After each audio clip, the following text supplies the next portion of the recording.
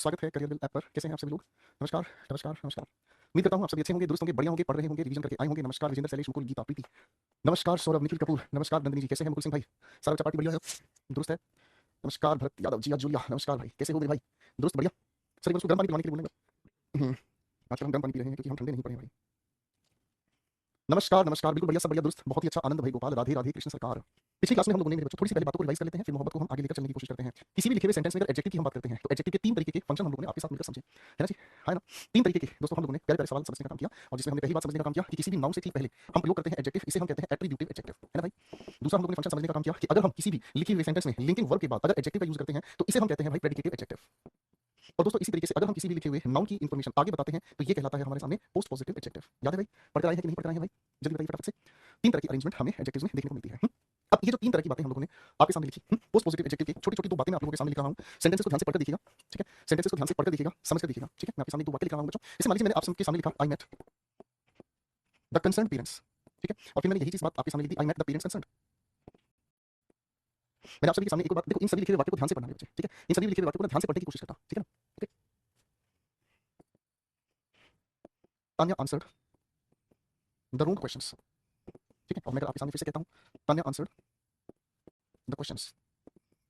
अगर आप मुझे थोड़ी-थोड़ी इनकी हिंदी बता दो और इनका थोड़ा-थोड़ा मुझे बता दो कि इनके बीच क्या फ़र्क है, तो मुझे पता चल जाएगा कि पिछली क्लास की कुछ कहानियाँ आप लोगों ने ठीक ढंग से पढ़ी हैं।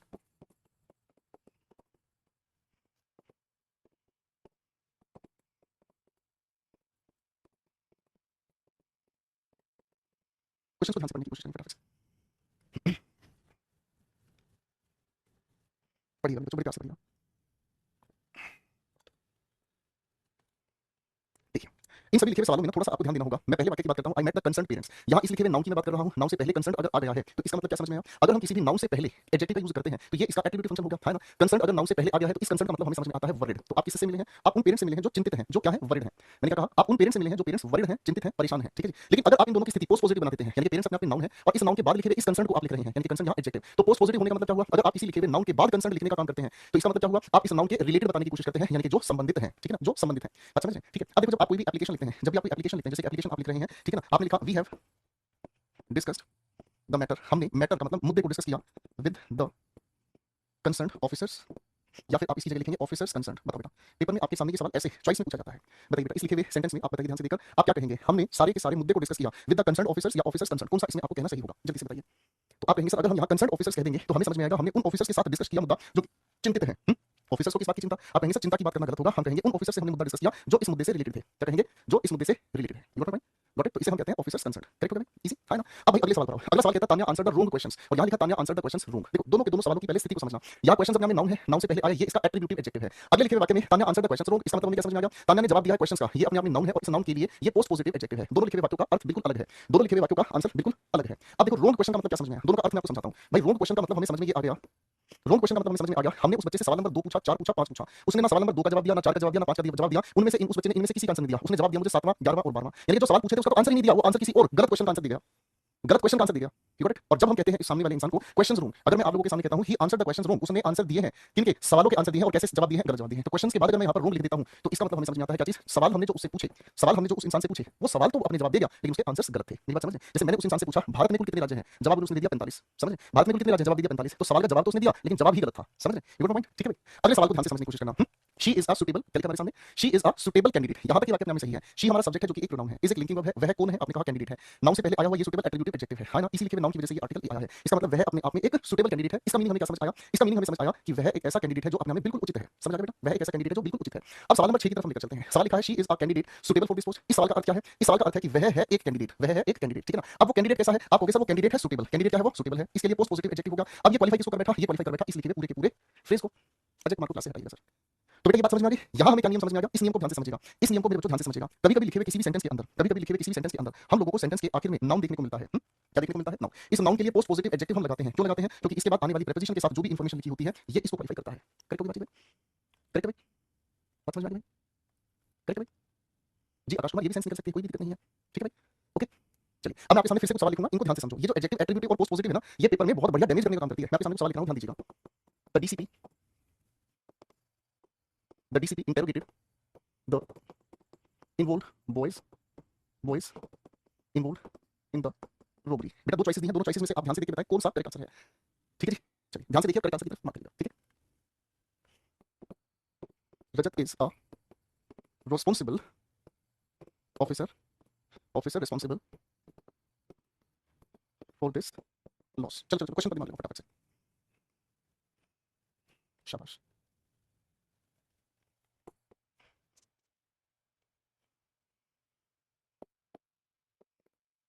Tanya is the host, happy host to welcome you. इन क्वेश्चन को ध्यान से देखना, ये बहुत अच्छे लेवल के पेपर में क्वेश्चन आपको मिलते हैं। ठीक है, हाँ जी, ठीक है ना।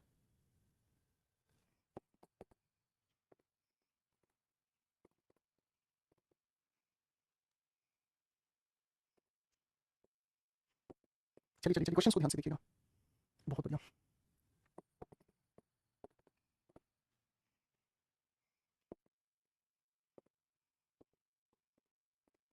बड़े ध्यान से।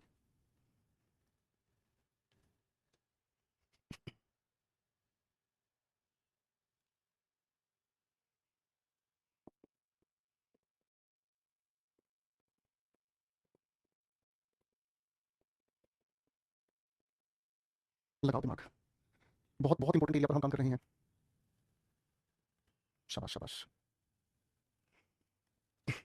अब इन सभी लिखे हुए वाक्यों को थोड़ा मेरे साथ मिलकर समझिएगा। डीसीपी सेंटेंस का सब्जेक्ट है, इसने सवाल जवाब किया है, किससे सवाल जवाब किया है, इन्वॉल्व वॉइस अगर सिर्फ वाक्य यहीं तक होता तो हमें कोई दिक्कत नहीं थी। सर डीसीपी ने सवाल जवाब किया है, किससे, लड़कों से जवाब सवाल किया है। कौन से लड़के, जो शामिल थे, किसमें शामिल थे, इन दिस रोबरी। तो इसी वजह से हमारे पास ये जवाब सही होगा, ना कि ये जवाब। ठीक है ना जी, बात समझे भाई। हाँ कि ना, ये थोड़ी देर पहले मैंने आपको यहाँ लिख दिया है कि कभी कभी लिखे हुए सेंटेंस में हम किसी नाउन के बाद पोस्ट पॉजिटिव एडजेक्टिव लिखते हैं जो आने वाले फ्रेज को क्वालिफाई करता है। बात समझे हाँ कि ना। इसी तरीके को एक और तरीके से भी, यानी कि इसी सवाल को एक और तरीके से एग्जामिनेशन पूछ लेता है कि कभी कभी किसी लिंकिंग वर्ब के बाद हम लोगों को, मेरे बच्चों, एडजेक्टिव देखने को मिलता है। बात समझे, और वो आगे आने वाली इंफिनिटिव को एक्सप्लेन करता है। बात समझे है ना। या फिर अगर मैं इसी नियम को कहता हूँ कि लिंकिंग वर्ब के बाद हमें कोई भी नाउन मिलता है जिसके बारे में एडजेक्टिव हमें बताता है आने वाले इंफिनिटिव के बारे में। आपको सर बहुत प्यारी प्यारी बातें समझा रहे हो, मैंने तो कभी सोचा नहीं था कि किसी भी लिखे हुए सेंटेंस में एडजेक्टिव ऐसे ऐसे लिखा जा सकता है। मैं कहूँगा ध्यान दोगे ना तो बहुत अच्छे लेवल पर लेकर जाऊंगा।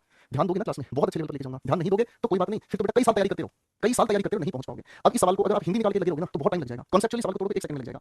रजत इज अ रिस्पांसिबल ऑफिसर, अगर ये वाक्य सिर्फ यहीं तक होता तो हमें कोई आपत्ति ही नहीं थी ना भाई। ठीक है ना, हम यही कहते हैं रजत एक जिम्मेदार अधिकारी है। लेकिन जब हमने आगे इस लिखे हुए वाक्य को देखा, इस नुकसान के लिए वो जिम्मेदार है, तो इस नुकसान के लिए जिम्मेदार है, तो ये जो रिस्पांसिबल लिखा है एडजेक्टिव है। एडजेक्टिव किसका है, पोस्ट पॉजिटिव इस लिखे हुए नाउन का। इसीलिए ये बात अपने में सही है, हम ये नहीं कहेंगे। समझ रहे हैं है ना। अब इस ऑफिसर के लिए ए का यूज नहीं, फूफा जी का बेटा भी बदल जाएगा। रजत इज एन ऑफिसर, क्या कहेंगे, रजत एक ऑफिसर है जो जिम्मेदार है इस नुकसान का। अब हिंदी से समझिए इस क्वेश्चन को, समझिए भाई हाँ कि ना। अब ध्यान से समझना भाई। Tanya is the happy host to welcome you. अब एक बात बताओ, होस्ट हम उस इंसान को कहते हैं जो किसी का स्वागत करता है। क्या करता है, जो किसी का स्वागत करता है। Tanya is the happy host to welcome you. अब आप कहोगे सर तान्या है वो इंसान जो स्वागत करता है। अब स्वागत करता है किसके लिए, वेलकम करने के लिए आपको। तो आप कहोगे सर हैप्पी तो गलत जगह लिख दिया है, हमें इस हैप्पी को यहाँ नहीं लिखना है, हम लिखेंगे इस लिखे हुए नाउन के पोस्ट पॉजिटिव। तान्या एक होस्ट है, हम इसकी हिंदी क्या समझे, तान्या एक होस्ट है जो खुश है। किस लिए खुश है, आपका स्वागत करने के लिए खुश है। Got it. अरे हाँ ना, इजी हो गया भाई। एक बार फिर से सवाल को समझो, देखो बिल्कुल सिमिलर ट्रीटमेंट इस सवाल नंबर 4 को देना है। I found the said students, या students said to come late. बताओ, मैंने पाया स्टूडेंट्स को, मैंने पाया स्टूडेंट्स को, कैसा पाया, उदास पाया। उदास क्यों थे, देरी से आए थे। तो सर मैंने पाया किसको पाया, आप कहोगे सर द के साथ हम लिखेंगे स्टूडेंट्स को। मैंने पाया किनको, स्टूडेंट्स को। स्टूडेंट्स क्या है, नाउन है। ये नाउन कैसा था भाई, सेड है, तो सेड यहाँ एडजेक्टिव होगा। अब ये सेड क्यों थे, आप कहोगे क्योंकि देरी से आए थे। मेरी क्लास में कुछ बच्चे मैंने पाए उदास, उदास क्यों थे, क्योंकि वो देरी से आए थे। तो ये सेड एक्चुअल में किसके लिए आगे बता रहा है, to come late. Correct, fine. एक सवाल देखो ध्यान से, you must keep the safe money, या money safe in this box. कैसे लिखेगा बेटा इस सवाल को, आपको रखना चाहिए सेफ पैसा इस बॉक्स में, या आपको रखना चाहिए पैसा सेफ इन दिस बॉक्स। बताओ कौन सी बात करोगे। तो आप ये कहोगे सर यू मस्ट कीप, आपको रखना चाहिए, क्या रखना चाहिए, इस द के साथ हमें लिखना होगा, आपको रखना चाहिए पैसा। पैसा कैसे रखना चाहिए, सेफ। अब ये सेफ हो गया पोस्ट पॉजिटिव, सेफ कहां रखना चाहिए, इस बॉक्स के अंदर। तो भैया ये वाली बात तो हमारे सामने गलत हो गई भाई, है ना। बात समझ में आ रही बेटा, बात समझ में आ रही बेटा। ठीक है भाई, थोड़ी सी और आगे लेकर चलते हैं आप लोगों को। आगे लिखा है किडनैपर लेकर गए लड़की को, कहां लेकर गए हैं, अननोन प्लेस या प्लेस अननोन। आपको सर इस प्लेस के बारे में आगे कुछ बताया नहीं गया है, तो the kidnapper took the girl, कहां लेकर गए हैं सर, इस लिखे हुए टू के बाद। अगर हमारे पास इस प्लेस की इंफॉर्मेशन आगे कुछ नहीं दी गई है तो हम क्या कहेंगे, लेकर गए हैं लड़की को कहां पर, किसी स्थान पर। स्थान कैसा था, अननोन। तो ये हमारे सामने ये एट्रिब्यूटिव एडजेक्टिव से सेटिस्फाई हो जाएगी। बात खत्म, बात यहां तक क्लियर हो गई भाई। ओके, तो यहाँ तक हमें ये बात बहुत ज्यादा अच्छे से पता चल रही है बच्चों कि हमारे लिखे हुए सेंटेंसेस में हम कभी कभी नाउन के बाद एडजेक्टिव को रखकर उसका पूरी तरह से अर्थ बदल देते हैं। बोलो हाँ, ठीक है ना। अरे हाँ ना, यू गॉट माय पॉइंट, है ना। ठीक है भाई, चलो। अच्छा एक सवाल वैसे पूछ रहा हूँ,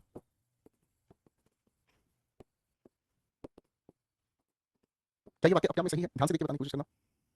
बताइए, क्या ये वाक्य अपने आप में सही है, बताइए बच्चों,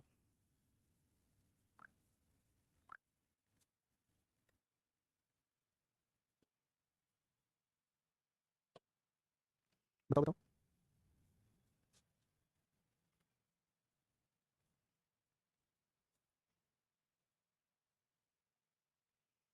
तो अब इस लिखे हुए वाक्य में आप क्या कहोगे, सर आपको सिंसियर होना चाहिए इस क्लास में, है ना, कोई दिक्कत नहीं है, ये वाक्य अपनी जगह बिल्कुल सही है। लेकिन अगर हम इस लिखे हुए वाक्य में मैं कहता हूं कि आपको एक स्टूडेंट होना चाहिए, आपको एक विद्यार्थी होना चाहिए, और विद्यार्थी कैसा होना चाहिए, आप कहेंगे सिंसियर होना चाहिए। लेकिन सिंसियर हर जगह थोड़ी हो सकता है।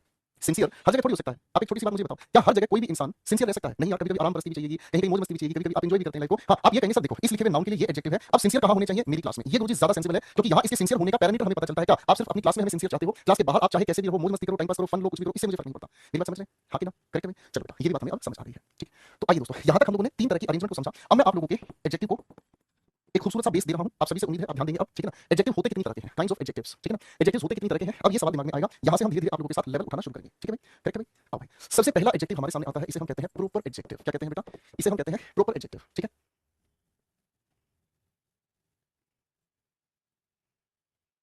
ठीक है भाई, अब थोड़ा सा कहानी को समझते हैं। अब ये जो प्रॉपर एडजेक्टिव होते हैं बेटा, ये जो प्रॉपर एडजेक्टिव होते हैं, ये प्रॉपर एडजेक्टिव आते कहां से हैं? ये बनाए जाते हैं सर।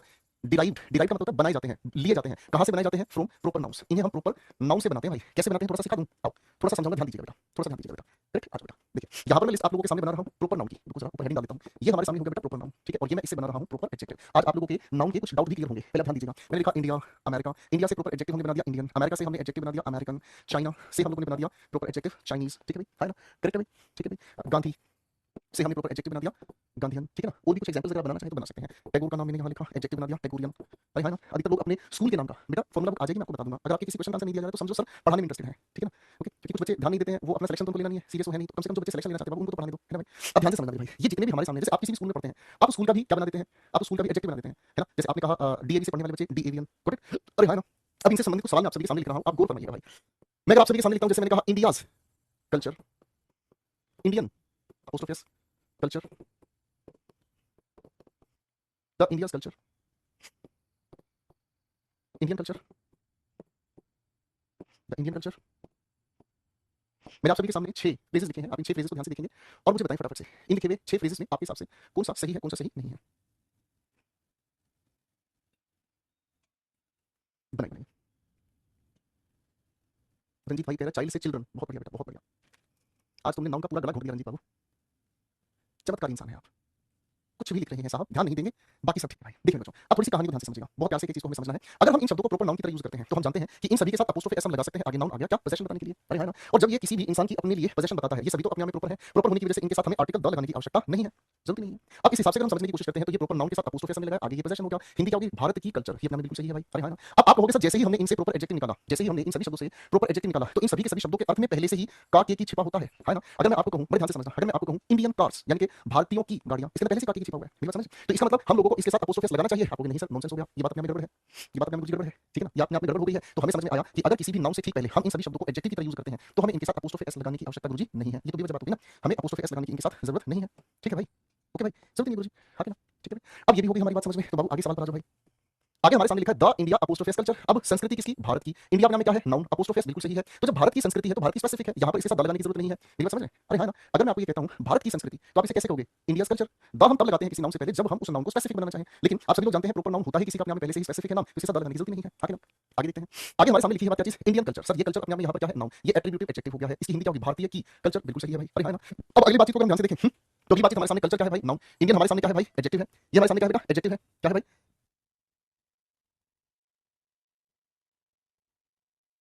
तो ये होगी हमारे सामने क्या चीज? एडजेक्टिव। तो आप यहाँ कल्चर किसकी बता रहे हैं? भारतीयों की। तो यहाँ द लगाने की तो हमें जरूरत ही नहीं है, क्योंकि जो भारतीय की कल्चर है तो वो किसी और की हो ही नहीं सकती भाई, वो स्पेसिफिक ही है ना? ये भी बात समझ में आ गई। यानी कि इससे पहले भी मेरे बच्चे हम लोगों को द लगाने की आवश्यकता नहीं है। करेक्ट है? करेक्ट है भाई? हाँ कि ना? फाइन। और सर इसकी ही क्या, मैं यहाँ ए या एन का भी तो प्रयोग नहीं करूंगा, कैसी बात करती है सर? ना तो इसका प्रयोग ना इसका प्रयोग करेंगे, हम इनका प्रयोग करेंगे नहीं सर। समझ गए भाई? हाँ कि ना? ठीक है भाई? ये भी बात समझ में आ गई भाई। अब एक बात मुझे बताओ, यहाँ लिखा इंडियंस कल्चर, कल्चर अपने नाम में नाउन है, नाउन से पहले ये इंडियंस लिखा हुआ अपने नाम में एडजेक्टिव है। क्या एडजेक्टिव का प्लूरल बनाने के लिए हम एस या ईएस जोड़ सकते हैं? बताइए जरा, बताइए जरा।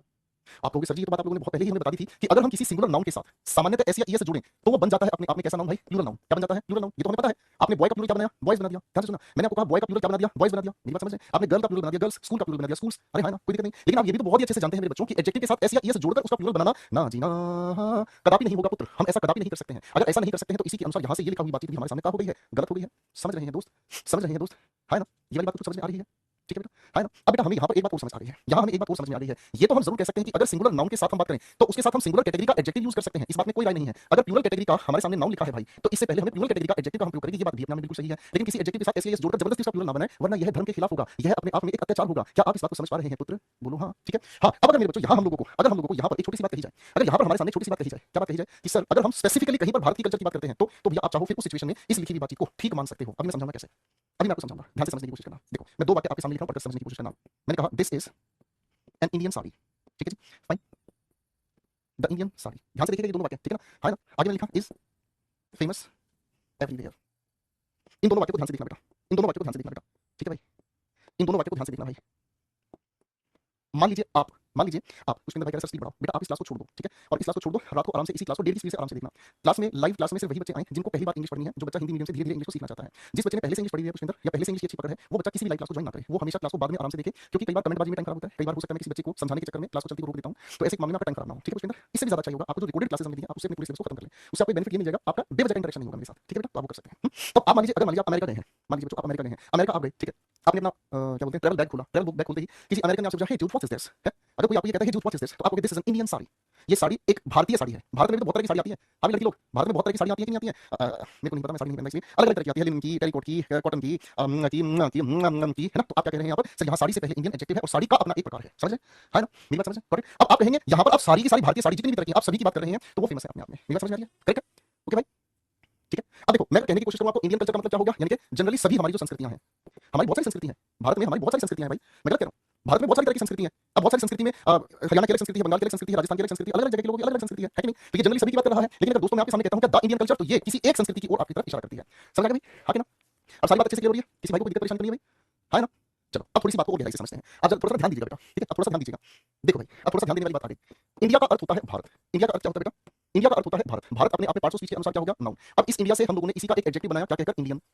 इंडियन का मतलब हमें समझ में क्या आ गया, भारत का, भारत की या भारत की, ये हमें समझ आया, ठीक है भाई, हाँ कि ना, कोई दिक्कत नहीं है। अब इसकी खास पहचान क्या है कि जब ऐसे मामले में आप यूज करेंगे ना, तो इंडियन के साथ आप लोगों को एक नाम लिखना पड़ेगा, जैसे मैंने कह दिया इंडियन रूट्स, यानी कि भारत के रास्ते, भारतीय रूट, ठीक है ना, ओके। आप इसी इंडिया से एक और नाउन निकालते हैं जिसे आप इंडियन कहते हैं, आपको सर ये क्या बदतमीजी है, इस इंडियन को हम नाउन भी कहते हैं, इस इंडियन को एडजेक्टिव भी कहते हैं, मैं कहूंगा बिल्कुल कहते हैं भाई, आप थोड़ा सा ध्यान से समझने की कोशिश करना। जब आप इस इंडियन की बात करते हैं तो इसका मतलब होता है भारतवासी, यानी कि भारत का नागरिक आप यहाँ कहना चाहते हैं, भारत का नागरिक आप कहना चाहते हैं भाई। जैसे कि मैं आप सभी को कहता हूँ एक वाक्य, वी आर इंडियंस, तो इसका मतलब यहाँ पर कैसे यूज हुआ है ये पार्ट्स ऑफ स्पीच, बताओ। आप कहेंगे सर हम सब भारत के वासी हैं, यहाँ पर ये नाउन की तरह यूज हुआ है गुरुजी, बात कुछ समझ में आई भाई, अरे बात कुछ समझ में आई भाई, देखो एक ही शब्द कैसे घुमा रहा है, चलो थोड़ा और आपको दूर लेकर चलता हूं, दिमाग लगाइएगा भाई। मैं अगर आप सभी के सामने फ्रांस की बात करता हूं, तो फ्रांस अपने आप में एक देश है जिसे हम हिंदी में फ्रांस कहेंगे, पार्ट्स ऑफ स्पीच के अनुसार ये नाउन है भाई, अरे है ना, पार्ट्स ऑफ स्पीच के अनुसार ये क्या है, एक नाउन है, बात समझ रहे हैं, हाँ कि ना। लेकिन अगर हम इसी फ्रांस से अगर हम एक एडजेक्टिव निकालना चाहें, तो एडजेक्टिव क्या निकल कर आएगा, फ्रेंच। अब फ्रेंच की हिंदी निकालना आपको अपने आप आ गई है, कैसे, आप यही कहेंगे जैसे भारत को हटा के फ्रांस कर देंगे और कहेंगे फ्रांस का के की, यही कह देंगे, या फिर हम कह देंगे फ्रांसीसी, क्या कह देंगे भाई, फ्रांसीसी कह देंगे, है ना। अब जब एडजेक्टिव की तरह हम इसका प्रयोग करेंगे तो हमें क्या लिखना पड़ेगा, फ्रेंच के साथ लिखना पड़ेगा एक नाउन, और इसी नाउन के अनुसार हो सकता है हम एन या दा का प्रयोग कर दें, एन या फिर दा का प्रयोग कर दें, तो ये एडजेक्टिव की तरह आ गया। उदाहरण देख लो भाई, जैसे मैंने कहा ही इज अ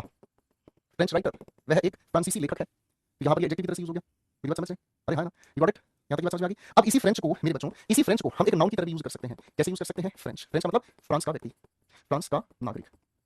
अब भाई इसको भी कैसे लिख सकते हैं, मैं अगर आप फ्रेंच लिख दूं तो ये सिंगुलर हो गया हमारे सामने, काउंटेबल नाउन। अगर मैं आपके सामने द फ्रेंच कह दूं तो ये अपने आप में क्या होगा, प्लूरल होगा, प्लूरल क्या होगा, सभी फ्रांस के लोग, ठीक है ना, प्लूरल काउंटेबल नाउन हो गया, सभी फ्रांस के लोग इसमें आ गए। अरे भाई हाँ कि ना, बात समझ में आ गई, करेक्ट है। अब आप इसी अगर फ्रेंच को एक और तरीके से समझो, नाउन की तरह से अगर आप फिर से फ्रेंच को समझो, तो फ्रेंच का मतलब भाषा भी होता है, क्या होता है, भाषा भी होता है, ठीक है ना। अब भाषा होने का मतलब क्या होता है, जैसे मैं आपके सामने उदाहरण लिखूं, French is easy to speak, यानी कि फ्रांस की भाषा आसान है बोलनी, करेक्ट। तो छोटे छोटे बच्चों इस बात को ध्यान रखना है कि एक ही शब्द के एक से ज्यादा तरीके हो सकते हैं समझने के, और बहुत सारी ऐसी बातें हैं जिनको हम जब जैसे जैसे आगे पढ़ेंगे, आर्टिकल के परिवार से जैसे हम जुड़ेंगे, वहां इन बातों को और गहराई से आप लोगों के साथ जोड़ने का काम करेंगे, समझ रहे हैं, अरे हाँ ना। जैसे उदाहरण लिखने की कोशिश करते हैं, Indians must by Indian products. अब मेरे बच्चों यहाँ पर मैंने एक छोटा सा द लिख दिया है, ठीक है ना जी, और यहाँ पर भी मैंने द लिख दिया है, ठीक है भाई। अब मुझे आप सारे के सारे बच्चे ये बताएंगे कि पार्ट्स ऑफ स्पीच के अनुसार ये क्या है, पार्ट्स ऑफ स्पीच के अनुसार ये क्या है, जरा पहचान के बताइए। आप इसी चीज को फंक्शनल ग्रामर के रूप में समझ रहे हैं कि एक ही शब्द कई तरह से प्रयोग हो सकता है और हर बार इसके अपने अलग अर्थ निकलते हैं, ठीक है।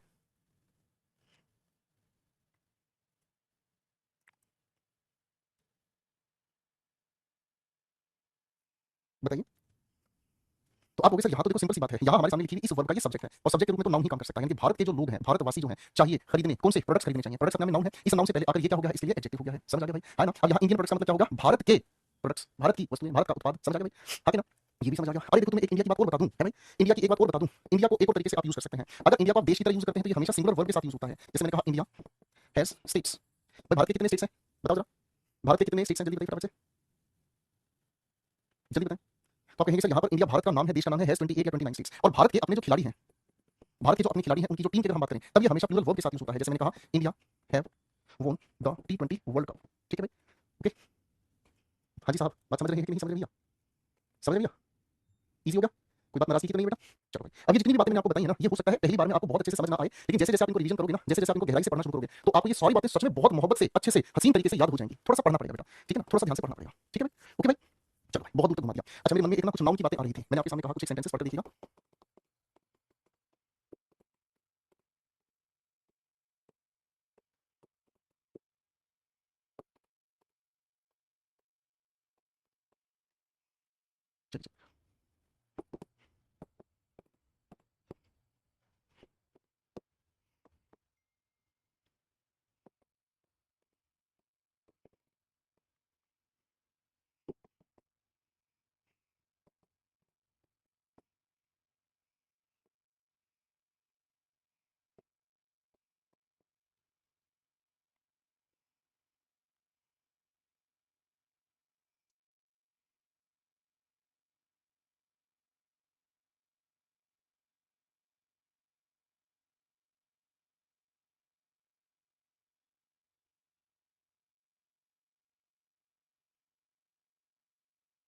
शाबाश। तो देखो ध्यान से सवालों को समझो। हमने नाउन के दौरान ये कहानी समझी थी कि भाई अगर हम किसी भी लिखे हुए सेंटेंस में नंबर के साथ कोई भी यूनिट लिखते हैं, इसके बाद अगर हम नाउन लिखते हैं तो ऐसी यूनिट को हम सिंगुलर रखते हैं। ये बात हमें बहुत अच्छे से पता है कि इस लिखे हुए नाउन से पहले ये सब कुछ हमारे सामने क्या है, एट्रीब्यूटिव एडजेक्टिव, इसी की वजह से हम इसे सिंगुलर रखते हैं, इसी की वजह से हम इसे क्या रखते हैं, सिंगुलर रखते हैं। तो इसमें तो कोई दिक्कत नहीं है। अरे हाँ ना, इसमें तो कोई दिक्कत नहीं है, करेक्ट होगी बातचीत। अब दोस्तों हमारे सामने यहाँ लिखा है मैंने देखा एक, एक किसके लिए यूज हुआ है, इस लिखे हुए नाउन के लिए। नाउन से पहले ये जो हमारे सामने लिखा है ये क्या है, एट्रीब्यूटिव एडजेक्टिव, इसी वजह से फीट को हटाकर हम क्या लिख देंगे, फूट लिख देंगे। फीट को हटाकर हम क्या लिख देंगे, फूट लिख देंगे, सिंगुलर कर देंगे, कोई दिक्कत नहीं भाई। सवाल नंबर 2 पर आ जाओ भाई, ध्यान से देखिएगा, ध्यान से। शी हैज 2000 रुपी, आपको सर बिल्कुल ऊपर वाला मुझे काम कर रहा है। उसके पास क्या है, आपने कहा रुपी, ये हमारे सामने नाउन है। नाउन से पहले हमारे सामने ये जो लिखा है एडजेक्टिव लिखा है ना, करेक्ट है, क्या लिखा बेटा, एडजेक्टिव लिखा है। अब बेटा एडजेक्टिव के साथ तो प्लूरल होना नहीं, लेकिन इस दो की वजह से संख्या प्लूरल हो गई, इसी की वजह से क्या लिख दिया, रुपीस लिख दिया। अब इस सवाल में और इस सवाल में एक फर्क है, क्या फर्क है सवाल में, यहाँ पर इस आर्टिकल ए ने इसको सिंगुलर बनाया, ठीक है ना। उसने देखा एक सांप जिसकी लेंथ कितनी थी, 6 फुट थी, समझ भाई। अब यहाँ पर उसने क्या दिया है भाई साहब, उसके पास है कुल कितने पैसे हैं, 2000। अब 2000 प्लूरल है, इसी वजह से रुपीस हमने लिखा है।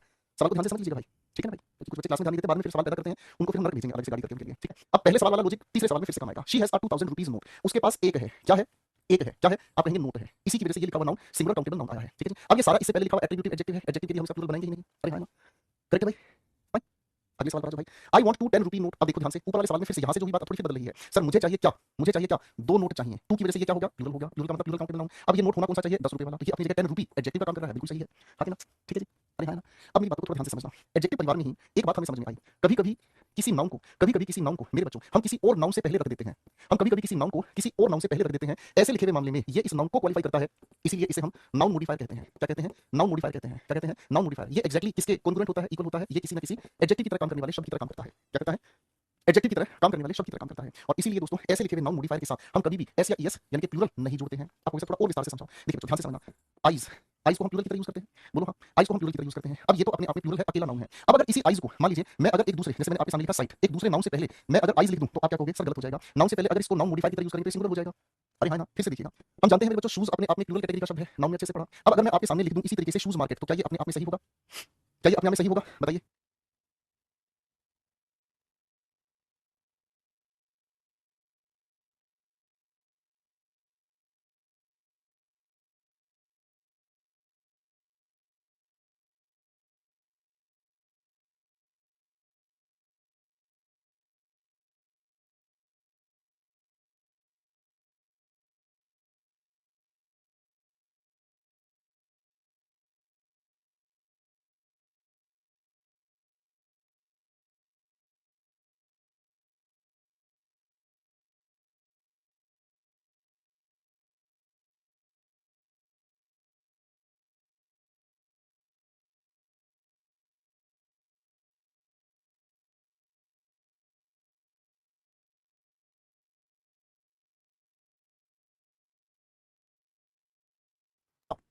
अब आप कहोगे सर ये तो कोई भी दिक्कत वाली बात नहीं है, मार्केट अपने आप में एक नाउन है, नाउन से पहले नाउन मॉडिफायर सिंगुलर ही आना चाहिए। अब यही वाली बात यहाँ पर है, देखो रुपी अपने आप में नाउन मॉडिफायर से बना एडजेक्टिव है, ठीक है। देयर आर फोर प्लूरल है, प्लूरल की वजह से विटनेसेस आप कहेंगे, विटनेसेस का मतलब क्या होता है, जो दर्शक है, देखने वाले हैं। अब इसी लिखे हुए नाउन से पहले नाउन मॉडिफायर सिंगुलर होना चाहिए। Sanjay Dutt had lungs cancer, sir cancer अपने आप में हमारे सामने नाउन है, अनकाउंटेबल से पहले ये नाउन मॉडिफायर हमारे सामने होगा, इसलिए लंग्स कैंसर नहीं, लंग कैंसर हम यहाँ पर कहेंगे। क्या तक बात समझ में आ गई भाई, कोई दिक्कत नहीं बेटा, इजी हो गया, कोई दिक्कत नहीं बेटा, ठीक है भाई, कोई दिक्कत नहीं बेटा, है ना। तो ये छोटी छोटी चीजें हम लोगों को ध्यान से समझनी होती हैं बेटा, फाइन। तो ये हो गया हमारे सामने प्रॉपर एडजेक्टिव से कितनी तरह के सवाल हम आप लोगों के लिए बना सकते थे, ये हम लोगों ने अच्छे से समझ लिया। अब आइए बच्चों दूसरे टाइप के एडजेक्टिव से मुलाकात करते हैं। दूसरे टाइप का एडजेक्टिव है जिसे हम कहते हैं डिमोन्स्ट्रेटिव एडजेक्टिव। हालांकि कुछ नया नहीं है, ये आप लोगों ने मेरे साथ प्रोनाउन के परिवार में सीख लिया है, ये कुछ नया नहीं है, समझ रहे हैं, है ना। अब जब हम डिमोन्स्ट्रेटिव एडजेक्टिव की बात करते हैं तो डिमोन्स्ट्रेटिव एडजेक्टिव ऐसे शब्द होते हैं जो पॉइंट आउट करने का काम करते हैं, क्या करते हैं, पॉइंट आउट करते हैं।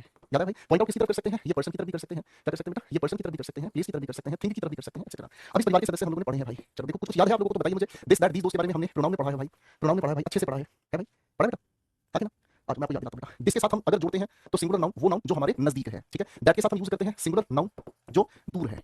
दीज हम यूज करते हैं प्लूरल नाउन के साथ जो नजदीक है। दोस हम यूज करते हैं प्लूरल नाउन के साथ जो पार है ना। दिस का प्लूरल दीज हुआ, दैट का प्लूरल दोस हुआ, क्या रखेंगे बेटा, है ना, बात समझ में आ गई बेटा, ठीक है भाई, कोई दिक्कत नहीं भाई, हमने ये सारे के सारे शब्द पढ़े हैं। अब देखो ध्यान देना इस बात पर, ध्यान देना इस बात पर, क्योंकि इसके साथ सिंगुलर नाउन है इसलिए इसके साथ हम हमेशा कौन सी वर्ब लेकर चलते हैं, सिंगुलर वर्ब। भाई इसके साथ सिंगुलर नाउन अटैच होता है इसलिए इसके साथ भी हम कौन सी वर्ब लेकर चलते हैं, सिंगुलर वर्ब। भाई इसके साथ प्लूरल नाउन लिखते हैं इसलिए कौन सी वर्ब लेकर चलते हैं, प्लूरल वर्ब। भाई इसके साथ प्लूरल नाउन लिखा है इसलिए हम इसके साथ कौन सी वर्ब लेकर चलते हैं, प्लूरल वर्ब। कुछ समझ आ रहा है बेटा, कुछ समझ आ रहा है। दो ही सवाल लिखूंगा, हमने ये प्रोनाउन में अच्छे से पढ़ा है भाई, दो ही सवाल लिख रहा हूं। I don't like this kinds of shoes that boys have spoiled. Spoil का मतलब होता है खराब कर देना, द मैच। बताओ बेटा, बताओ फटाफट से, जल्दी बताइए फटाफट से।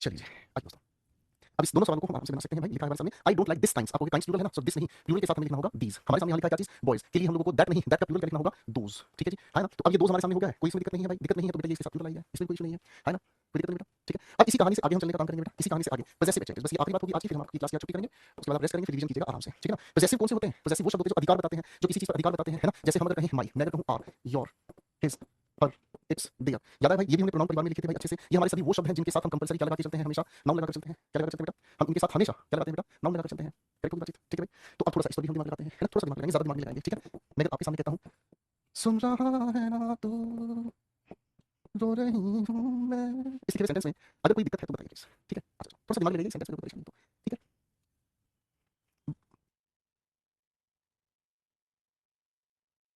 बेटा फटाफट से इन दोनों सवालों के आंसर बना दीजिए, 3 सवाल।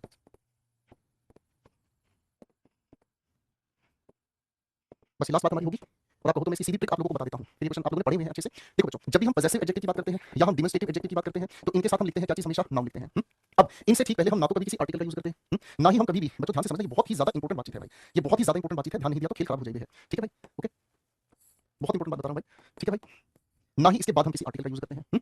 ओके, अब अगर मैं ध्यान से देखूं, Shraddha Kapoor is the my friend, आपको सर फ्रेंड के लिखा नाउन से पहले पॉसेसिव। अब श्रद्धा कपूर अगर मेरी है, अगर श्रद्धा कपूर मेरी है, जलो बे जलो, अगर श्रद्धा कपूर मेरी है तो मेरी स्पेसिफिक हो गई है, इस पॉसेसिव एडजेक्टिव से द लगाने की जरूरत नहीं है। You can have the this book, आपको सर जब इस बुक को पॉइंट आउट इसने स्पेसिफिक बना ही दिया है, द लगाने की जरूरत नहीं है। Where are the yours dresses, आप कहेंगे सर ना तो इस योर के साथ अपोस्ट्रोफी लगना है क्योंकि ये इस नाउन से पहले एडजेक्टिव है और द की भी जरूरत नहीं है। ठीक है, ये बाबा ठीक है, ताक पहले आज इतना क्लास को पढ़ के आने के, फिर अगली क्लास में अगली बातें करने के।